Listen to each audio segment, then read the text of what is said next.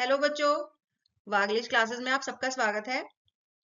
बच्चों, आज हम हिंदी की बुक स्पर्श के लेसन शुक्र तारे के समान इस लेसन की रीडिंग करेंगे। इस लेसन के लेखक स्वामी आनंद हैं।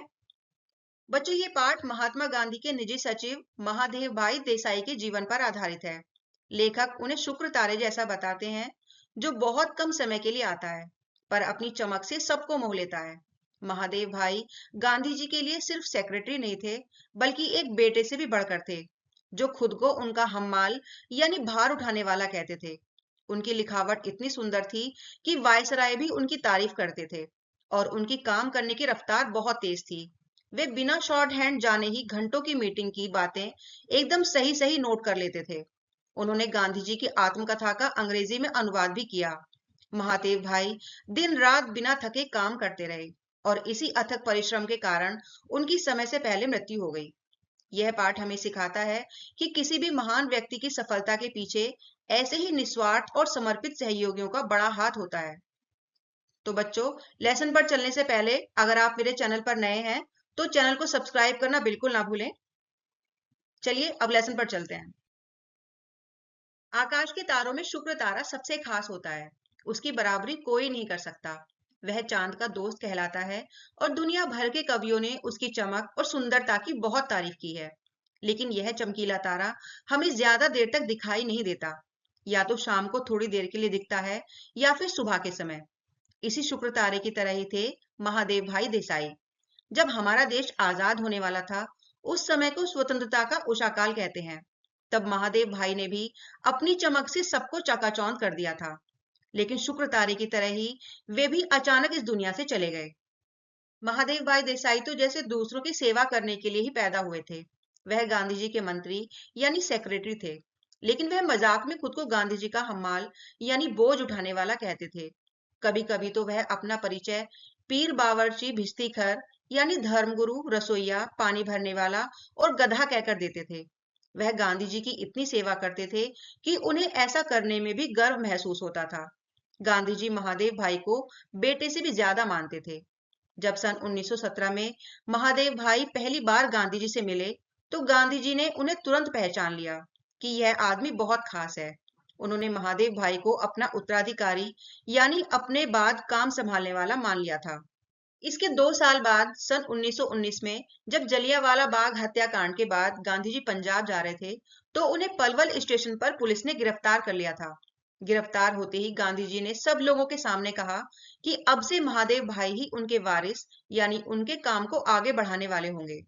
सन 1929 आते आते महादेव भाई इतने फेमस और प्यारे बन चुके थे कि उन्हें पूरे देश में कश्मीर से लेकर कन्याकुमारी तक सब लोग बहुत पसंद करने लगे थे।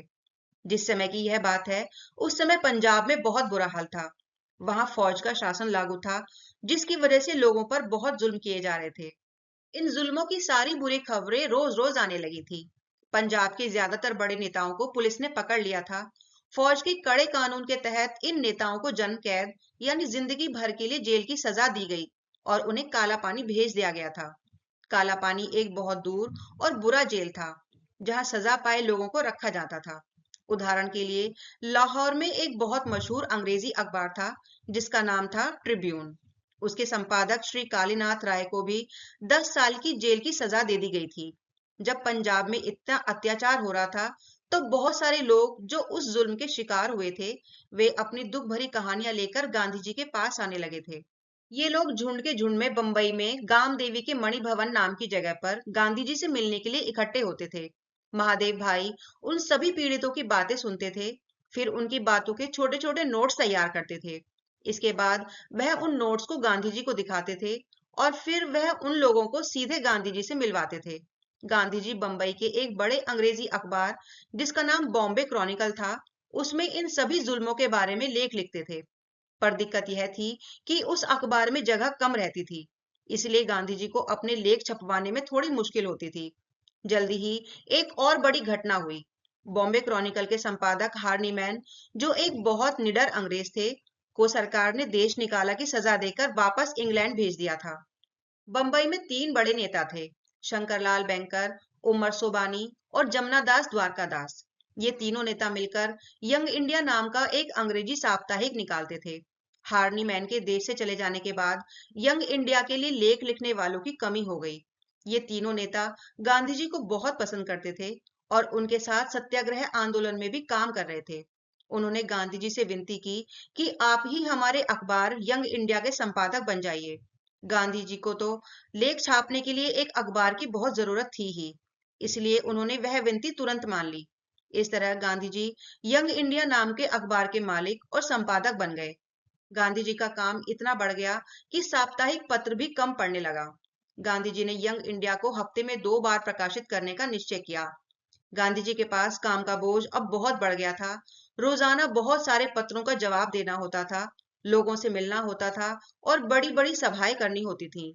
इन सब कामों के अलावा यंग इंडिया साप्ताहिक अखबार के लिए भी बहुत कुछ चाहिए था, जैसे नए लेख, जरूरी टिप्पणियां, पंजाब की घटनाओं की छोटी समरी और खुद गांधी जी के लेख।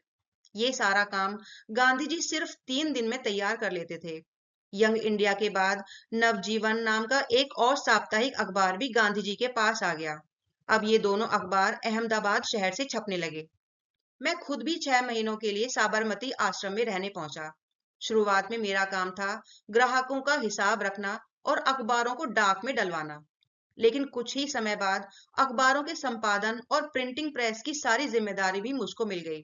गांधी जी और महादेव भाई का ज्यादातर समय देश भर में घूमने में बीतने लगा। वे कहीं भी रहे, कितने भी बिजी हों, फिर भी समय निकालकर अखबार के लिए लेख लिखते और अहमदाबाद भेजते रहते थे। हर राज्य से गर्म स्वभाव वाले उग्र देशभक्त और शांत स्वभाव वाले उदार देशभक्त, यहाँ तक कि देश को आजाद कराने के लिए लड़ने वाले क्रांतिकारी भी गांधी जी को पत्र लिखते थे। इसके अलावा देश विदेश के बहुत समझदार बड़े लोग और पत्रकार भी गांधी जी को चिट्ठियां भेजते थे। गांधी जी यंग इंडिया अखबार के एक हिस्से में इन पत्रों की बातों पर चर्चा किया करते थे, ताकि सब लोगों को पता चले कि क्या चल रहा है। महादेव भाई गांधी जी की देश भर की यात्राओं के बारे में और रोजमर्रा के कामों के बारे में सारी जानकारी की साप्ताहिक रिपोर्ट बनाकर अहमदाबाद भेजते थे, ताकि वे अखबार में छप सकें। महादेव भाई देश विदेश के बड़े बड़े अखबारों में गांधी जी के छपे हर काम को बहुत ध्यान से देखते थे और उन पर टीका टिप्पणी लिखते रहते थे। अगर कोई अखबार गांधी जी के खिलाफ कुछ गलत लिखता था, तो महादेव भाई उन्हें कड़े शब्दों में जवाब देने वाले लेख भी समय समय पर लिखते थे। महादेव भाई जवाब देने के शानदार लेख लिखते थे, जो बहुत ही अच्छे होते थे। वे हर बात को पूरी चौकसाई के साथ लिखते थे।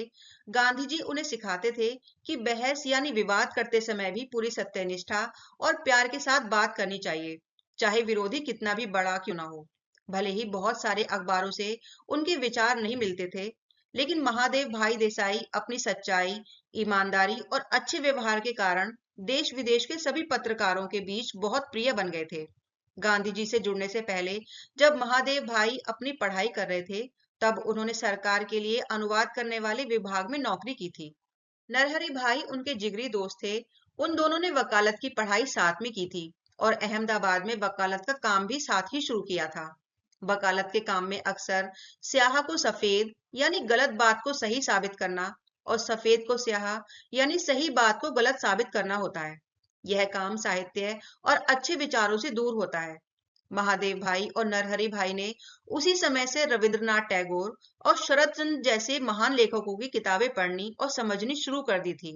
उन्होंने टैगोर की कहानियों जैसे चित्रांगदा, विदाई का अभिशाप और शरद बाबू की कहानियां का भी अनुवाद किया। यह सब दिखाता है कि गांधी जी से मिलने से पहले ही महादेव भाई को साहित्य से बहुत लगाव था।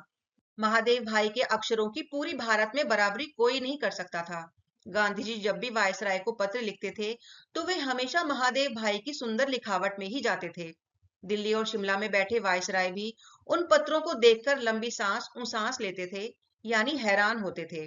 गांधी जी के सेक्रेटरी जैसा खुशनवीश यानी बहुत सुंदर अक्षर लिखने वाला लेखक उस बड़े अंग्रेजी राज में भी कहीं नहीं था।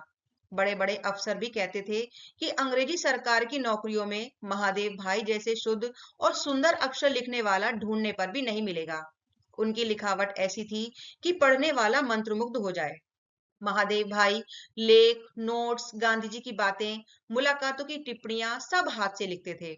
वह यह सारा काम एक मोटी कॉपी में करते थे। सबसे कमाल की बात यह थी कि वह शॉर्ट हैंड नहीं जानते थे, फिर भी उनकी लिखावट जेट की रफ्तार से चलती थी। गांधी जी से मिलने के लिए देश विदेश से बड़े बड़े नेता, दुनिया के मशहूर अखबारों के पत्रकार, धार्मिक नेता और किताबें लिखने वाले ग्रंथकार आते थे। जब ये लोग गांधी जी से बात करते थे, तब ये लोग या उनके साथ आए हुए साथी बातचीत को तेजी से लिखने के लिए शॉर्ट हैंड का इस्तेमाल करते थे। लेकिन महादेव भाई एक कोने में बैठते थे और अपनी तेज और सुंदर लंबी लिखावट में वह पूरी बातचीत लिख लेते थे। जब मुलाकात खत्म हो जाती थी, तो बाहर से आए हुए लोग अपने कमरे पर जाकर शॉर्ट हैंड में लिखी बातें टाइप करवाते थे। फिर वे टाइप की हुई बातें गांधी जी के पास ओके कराने के लिए लाते थे। अक्सर उन टाइप की हुई बातों में कुछ ना कुछ गलतियां या कमियां निकल जाती थी, परंतु महादेव भाई की डायरी या कॉपी में जो बातचीत लिखी होती थी, उसमें एक कॉमे की भी गलती मिलना नामुमकिन था। गांधी जी कहते, महादेव के लिखे नोट के साथ थोड़ा मिलान कर लेना था ना, और लोग दांतों उंगली दबाकर रह जाते। लुई फिशर और गुंथर के समान धुरंधर लेखक अपनी टिप्पणियों का मिलान महादेव की टिप्पणियों के साथ करके उन्हें सुधारे बिना गांधी जी के पास ले जाने में हिचकिचाते थे। महादेव भाई सिर्फ कहानियों की किताबें ही नहीं पढ़ते थे, बल्कि वह राजनीति और देश विदेश में चल रही ताजा घटनाओं से जुड़ी किताबें भी हमेशा पढ़ते रहते थे। हिंदुस्तान से जुड़ी नई से नई खबरें और चर्चाएं उनके पास हमेशा मौजूद रहती थीं। वह अपनी सारी पढ़ाई और लेखन का काम किसी एक जगह पर बैठकर नहीं करते थे। वह अपने बड़े बड़े झोलों में ताजा अखबार, पत्रिकाएं और किताबें भरकर रखते थे। वह सभाओं में, मीटिंग्स में और यहाँ तक कि दौड़ती हुई ट्रेन के ऊपर की बर्थ पर बैठकर भी पढ़ते रहते थे, या फिर अपने अखबारों यंग इंडिया और नवजीवन के लिए लेख लिखते रहते थे। महादेव भाई को गांधी जी के साथ लगातार यात्राएं करनी पड़ती थीं। हर स्टेशन पर लोग उनसे मिलने आते थे, सभाएं होती थी, मुलाकातें होती थीं। इन सभी कामों के बीच वह कब खाना खाते थे, कब नहाते थे, कब सोते थे या कब अपने जरूरी काम करते थे, यह किसी को पता ही नहीं चलता था। उनका काम करने का तरीका ऐसा था कि वे 1 घंटे में 4 घंटे का काम खत्म कर देते थे।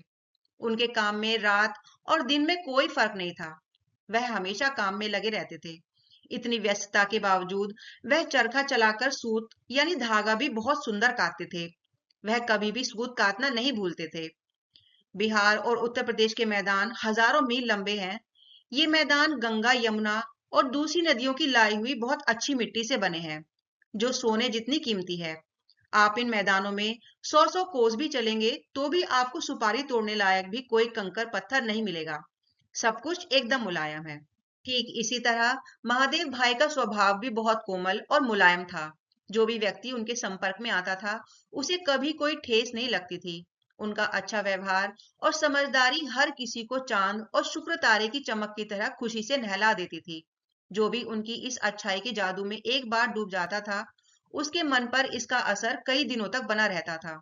महादेव भाई का पूरा जीवन और उनका हर काम गांधी जी के साथ इस तरह मिल गया था कि दोनों को अलग करके सोचना भी मुश्किल था। वे हमेशा एक साथ थे, जैसे दो धागे एक हो गए हों। महादेव भाई रोजाना इतने बिजी रहते थे, फिर भी समय निकालकर अपने दिन प्रतिदिन की सारी बातें एक डायरी में लिखते रहते थे। उनकी लिखी हुई ऐसी अनगिनत मोटी अभ्यास डायरियां आज भी हमारे पास सुरक्षित हैं। महादेव भाई को शिष्ट और संस्कार संपन्न भाषा तथा मन को मोह लेने वाली मनोहारी लेखन शैली भगवान से तोहफे में मिली थी। गांधी जी के साथ जुड़ने के बाद उन्हें आंदोलनों और अखबारों के काम के कारण भले ही अपनी कहानियां लिखने का समय नहीं मिला, लेकिन उन्होंने गांधी जी की आत्मकथा, जिसका नाम सत्य के प्रयोग था, उसका अंग्रेजी में अनुवाद किया। यह अनुवाद पहले नवजीवन के साथ साथ हर हफ्ते यंग इंडिया में छपता था। बाद में यह किताब के रूप में पूरी दुनिया में इतनी ज्यादा बिकती रही कि इसके अनगिनत संस्करण छापे गए। सन 1934-35 के आसपास गांधी जी वर्धा शहर के महिला आश्रम में व मगनवाड़ी में रहने के बाद अचानक एक दिन मगनवाड़ी से चलकर सेगांव की सरहद पर एक पेड़ के नीचे बैठ गए। धीरे धीरे उस जगह पर एक दो झोपड़ियां बनी और फिर पक्के मकान बने और उस जगह का नाम पड़ा सेवाग्राम। जब तक सेवाग्राम पूरी तरह से तैयार नहीं हुआ, तब तक महादेव भाई अपनी पत्नी दुर्गा बहन और बेटे नारायण के साथ मगनवाड़ी में ही रहे। उन्हें वर्धा की भयंकर गर्मी में भी रोज सुबह मगनवाड़ी से पैदल चलकर सेवाग्राम पहुंचना पड़ता था। वह वहां दिन भर गांधी जी के साथ काम करते थे और शाम को वापस पैदल मगनवाड़ी लौटते थे। इस तरह वह रोजाना आने जाने में पूरे 11 मील चलते थे। यह रोज रोज का सिलसिला बहुत लंबे समय तक चला, जिसके कारण उनके शरीर पर बहुत बुरा असर पड़ा, जो उनकी अकाल मृत्यु के बड़े कारणों में से एक कारण माना जा सकता है। महादेव भाई के अचानक चले जाने से गांधी जी के दिल में एक बहुत गहरा घाव हो गया था, जो गांधी जी के जिंदा रहने तक बना रहा।